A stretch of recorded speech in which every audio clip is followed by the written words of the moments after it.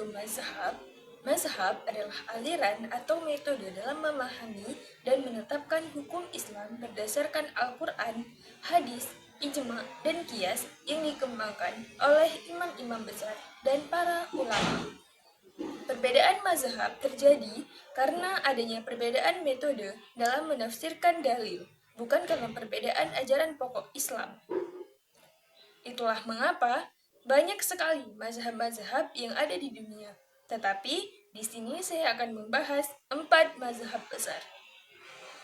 Ada 4 mazhab yang paling terkenal, yaitu mazhab Syafi'i, mazhab Hambali, mazhab Hanafi, dan mazhab Maliki. Yang pertama, di sini saya akan membahas tentang mazhab Syafi'i. Mazhab Syafi'i adalah mazhab yang didirikan oleh Imam Muhammad bin Idris Asy-Syafi'i yang lahir pada tahun 767 Masehi. Dia sering dijuluki sebagai Bapak Usul Fiqh. Mazhab ini berpedoman pada Al-Quran dan Sunnah sebagai sumber utama hukum, juga menggunakan ijma ataupun kesepakatan ulama dan qiyas dalam menetapkan hukum jika tidak ada dalil yang jelas. Di Indonesia, mazhab inilah yang paling banyak dianut oleh umat Islam dan menjadi rujukan dalam banyak praktik ibadah, seperti tata cara sholat, wudhu, puasa, zakat, dan haji. Lanjut, kemudian ada mazhab Hambali. Mazhab Hambali adalah mazhab yang didirikan oleh Imam Ahmad bin Hambal yang lahir pada tahun 780 Masehi di Irak. Mazhab ini berpegang teguh pada Al-Quran dan Sunnah, mengutamakan hadis sahih sebagai dasar penetapan hukum. Lebih berhati-hati dalam menggunakan akal atau qiyas dibandingkan mazhab lainnya.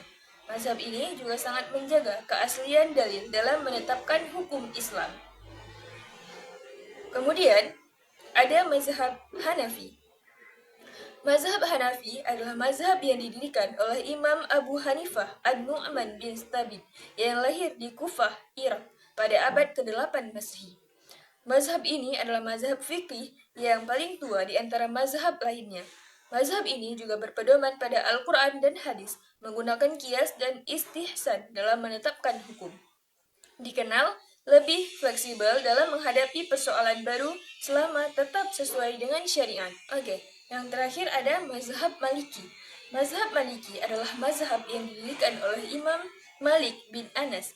Karya beliau yang paling terkenal adalah Al-Mutawwatta, berpedoman pada Al-Quran dan hadis, menjadikan amalan penduduk Madinah pada masa awal Islam sebagai salah satu pertimbangan dalam menetapkan hukum.